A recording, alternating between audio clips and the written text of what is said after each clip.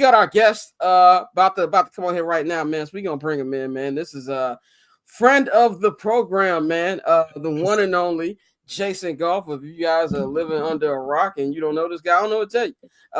He is pre and post game host of Chicago Bulls for Chicago Sports Network, and he also the host of the Full Go podcast on the Ringer Network. Man, Jason, how you feeling, brother? Scott Dante, what's going on, man? How you feeling? How y'all doing, man? Happy I'm doing holidays great. to you and the crew. I see the hat. I see Yeah, what you're doing. feeling real festive up in here. Hey, I can't lie. I can't lie. You look like it. Thank you for the shout out on the pod, man. Definitely appreciate that. No. Definitely appreciate that, brother. But yeah, Always man, love, bro. definitely. Man, we were just talking about the Bears coaching search, which I don't know about you. I cannot wait for the season to be over. Like this went from Weeks being ago. the most anticipated season to, for the love of God, wrap this up. What's your thoughts, man, on this? I know you said stuff on the pod, but like, what's your feeling? Because last time we had you on here, we were talking about the hype coming into the training camp and how we should manage those expectations. And now we like, same shit. How you feeling? Yeah, it's easy to be jaded as a Bears fan, right? And Yeah. I don't like being around there. Oh, it's gonna suck because it has to suck because we always suck. Yeah, I don't like being around that energy or validating that kind of energy. But when it's true, it's true. Yeah. And after a while, I said this about Mitch, said this about Justin. Hopefully not say this about Caleb, but these quarterbacks don't ruin themselves, and this organization has been stuck and getting in its own way for a long time, and when you got big box stores running around out here, it's kind of hard to be the mom and pop shop. And I think that's how they've kind of gone about things to their detriment. And now you look at another cycle where you've got a front office and a coaching staff and a president who all are on different clocks contract wise. Hopefully it doesn't happen the same way, but it's been going on for generations now. The good Yeah. seasons have become the outliers, right? Instead of Yeah. it being the norm. So, I wish the best for everybody involved, but until I see otherwise, we in a results-driven industry, and when you don't see the results, you have to speak on it like you guys have, and like everybody has to up until this point. Exactly. Go ahead, Dante. Yeah, definitely. But like you said, it's been Hey, what's up, man? What's going on, dog? What's Man. happening, man? Don't let Scott make this a super formal conversation. Every time I'm on with y'all act like I don't see you. I don't listen to the pod. Y'all make this shit seem like it's an interview. Don't Hey, let man. Scott keep cracking his whip and making y'all act different around me. No, I bro. get off the pod and motherfuckers have a ball. And people are talking shit. You got things flying this way and that way. All of a sudden, Tay, go ahead. You got a question for the guests, don't you, man? Fuck all that, man. What you want to talk about, Tay? What's up, brother? Man, bro. It's appropriate you got on all black as well, because that's been the vibes all season, bro. Unfortunately, it's been fucked up. Like, I think this is one of the craziest 180s I've seen from the fan base in a long time. Like, because it wasn't even like a roller coaster ride. It was like from the Hail Mary to now, it's been just all downhill. Like, bro, tell them what it was like when we was in London, bro. Tell them what it was like. Bro, y'all did make the trip. Bro, yeah. We were in London. When I tell you, me and Scott, we went out for drinks after the game, and we see Bear fans in the bar with us. So we talking to them. We talking about Germany next year. Caleb look good. This is what we expected. Here we go. We about to go on a run. Good times. Talking shit about the Patriots. Oh yeah, we gonna smack them when we get back, and all this, that, and the third. And man, bro. Shit got real. It got real. But one thing, even with the good shit, one thing that's been consistent is like Caleb has gotten a lot of hate. There's been a lot of people that it seems like they've been hell bent on hating him since he was drafted by the Chicago Bears, if not before that. What have you seen with that this season? And do you see the potential for it to change going forward? Yo, you know what it is. And I'll be honest with you, I truly, and I wasn't lying on the pod when I said it. Like, I've kind of removed myself from a lot of the conversations that happen outside of, like, you guys and the bigs and, some other pods that I listen to nationally and locally. So I'm kind of kind of removed from that echo chamber. So when I hear you say people have been going in on Caleb, I gotta be honest with you, I don't hear it because Man, one, you're I lucky. don't. Yeah, right, exactly. Like you guys, you deal with it on a different level. Like y'all touching the street, y'all on the ground, y'all go to the practices. I watch the games, hit people up that I know are in the organization or organizations around them that I know will tell me the truth. I don't. The Caleb thing, you know what it is? And I tried to get at everybody that listens to me on my pod, try to warn them. We all been around a dude who ain't really ever had nothing bad in his life. Mm-hmm. And then all of a sudden he get down and then you figure out, oh, okay, is he gonna handle this well or not? And all the things he never had to do for the bad ones, the ones that he didn't have that were bad, now you got to do something different for one that he thinks is bad. This city has been this city has been stepping on its own sail to crushing its own sail, to use a Tommy Boy reference, for a very long time. You fall in love, you say this is going to be the guy, this is going to be the guy, and then since we haven't gone through the exercise of actually watching someone become the guy because of either their lackluster situation or the developmental impediments that they have as an organization, you never really see it come to fruition. So we never seen a good relationship with a quarterback, and never. Even when Jim McMahon was the guy, Jim McMahon wasn't a great quarterback, right? But he At did what all. he had to do on Yeah. a team that was stocked and a team that was built in a different way in the 80s. We've never seen and never had to go through the growing pains of having a great quarterback or having a quarterback even be thought of as great. Like this is the first one.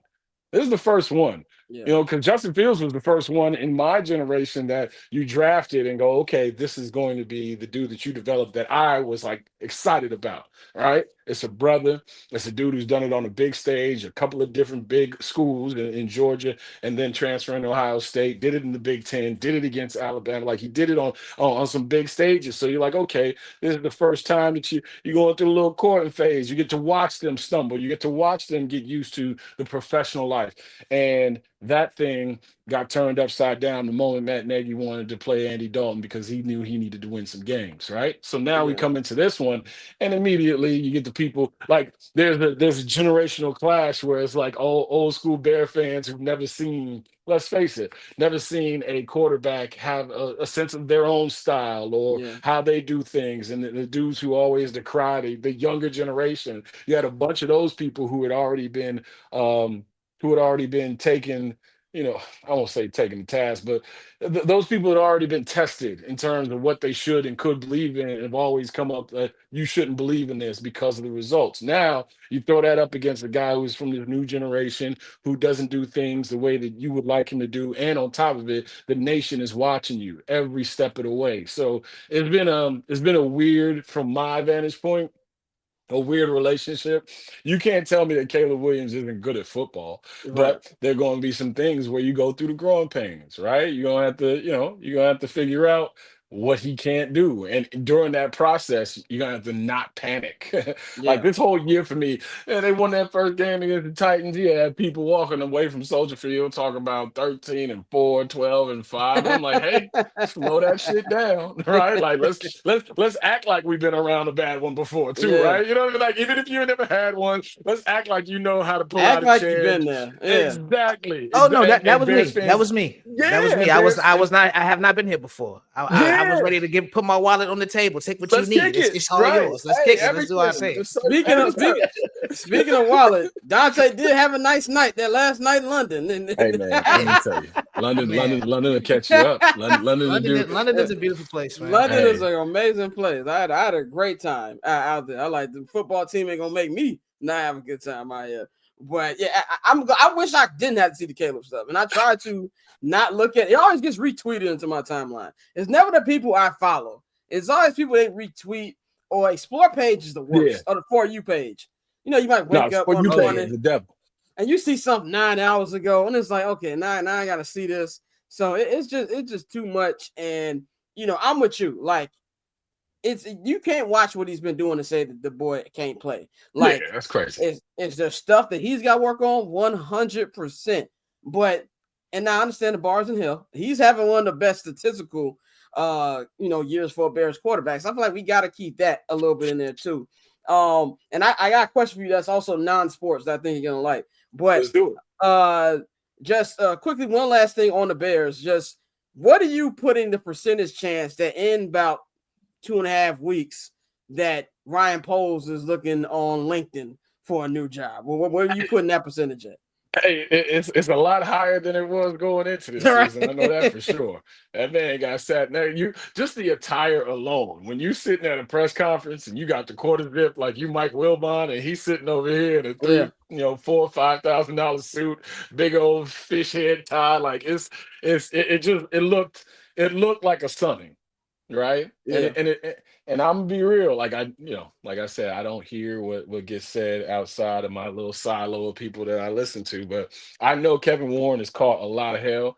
I know he's caught a lot of flack, not just because of the stadium issue, but because people think he's trying to be the face of the Bears and usurp people's authority. But I gotta be honest with you, man. Like when you come to a place that ain't one shit, if your head is next on the chopping block, you damn right you're gonna start to move some things around to your liking. I think I'd be surprised if Ryan Poles is fired at the end of this season, but if there's a level between shock and surprise, I might be in that middle Right part in the right middle. there because Yeah, it said a lot. It said a lot when you're sitting there watching it. It sounds like somebody getting grounded on national television when you're talking about a coach getting fired. And on top of it, like we talked about it when it happened. Like this really wasn't his guy. This wasn't his coach, right? But it speaks to the dysfunctional behaviors of the Bears that they've carried on for so long now. Like I would love for whatever the coaching search to be not only efficient, but I want names on it. Like I want people to be like, this is my guy. There was no outsider. Like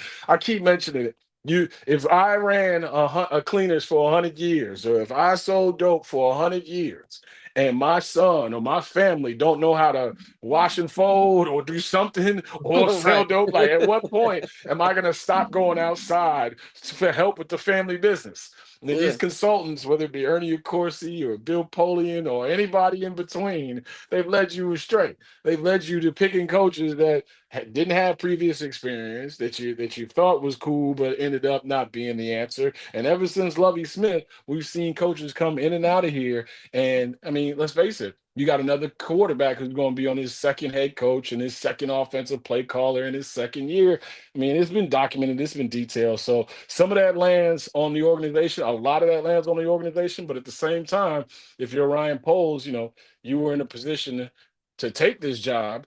And this is what you've been stapled with. So all of this goes on your record, right? Like we can't celebrate Darnell Wright and can't celebrate Jalen Johnson and some of these other dudes, the extension, I should say, for Jalen Johnson without bringing up Chase Claypool, without bringing up Nate Davis, without bringing up, covering it in totality. Like nobody's free of blame, but I wouldn't be surprised. Like if it happened, I would be surprised, but I wouldn't be shocked. I wouldn't be jaw-droppingly shocked because I think they're going to give him another run at whoever his head coach is. And on top of it, Kevin Warren gets a little bit of, and I hate this phrase because I hate to use it, especially when any human is involved, but he gets a little bit of a longer leash if you let this guy pick another coach and go, hey, guess what? Didn't work. There's another 2-3 years. Now we can get it back, and now I can be the full face and head of the Chicago Bears going forward. Yeah, I was at that press conference when they were up on that stage and Ryan Poles was talking like his girl just caught him and reading his phone and he looked like he got punched in the chest. But he should have never said that shit about taking the North and giving it back. My God! Oh man! I said it the day of. I'm like, fam, you knew here. Like let's settle in, gang. You know, you know when somebody move on the block that you lived on your whole life, and all of a sudden he start popping shit. It's like, hey, like it's a lot. Don't go past Mr. Willis' house. Leave Chauncey and them alone. Like you got to let him lay the land here. He didn't learn to lay the land. He came in full, all guns blazing, and on top of that, he wore some shoes that a certain side thought was super dope, and I was like, all right, we got trouble. We got trouble. So cool. Triple double hat trick, I know the code too. Ice trade, go for trade, yeah we cold too. Getting paper on these player haters, old news. Money on the other line, so I'm not gonna hold you. Money on the other line, so I'm not gonna hold you. Money on the other line, so I'm not gonna hold you. Money on the other line, so I'm not